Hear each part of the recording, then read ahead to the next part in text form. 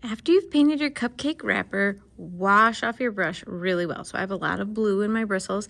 To wash it off really well, I'm touching the bristles to the bottom of my water cup and swirling, swirling, swirling it around. And I'm checking it to see if there's any blue still visible on the bristles. It's not.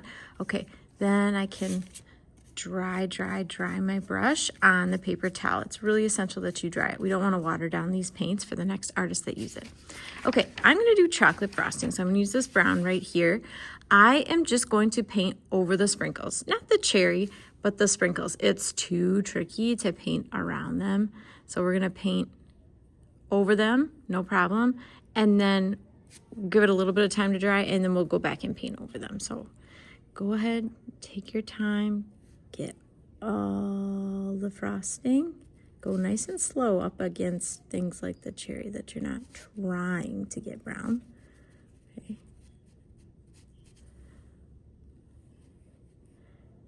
You see I'm kind of going back and forth. That helps me really catch those white spots. And I'm kind of dabbing it in there too when it gets around the sprinkles and I'm having a hard time getting in that crack. That means I just need to dab it. Just like that. Back and forth and dab it.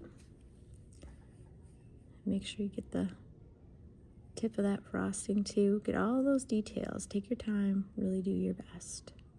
If there is a sprinkle that you can avoid, like this one's pretty big, and I think I can almost avoid painting it, that's fine. But I don't want you to not get the cracks because you're trying too hard not to paint a sprinkle.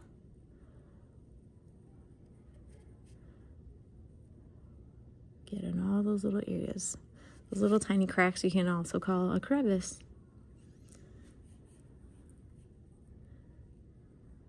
That one I can kind of paint around too. That's great.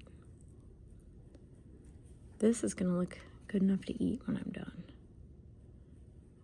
And I'm also trying not to mix it with the blue. Go nice and slow.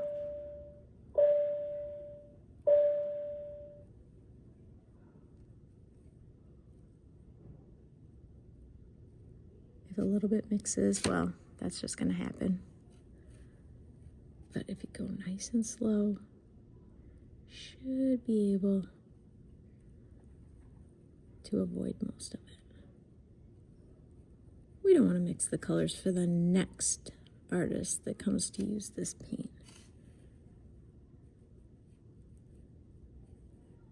We want to be kind and respectful, right? We're focusing on that this month. If a little bit starts to mix, then you need to go back, get some more, and look, it just goes right over the top.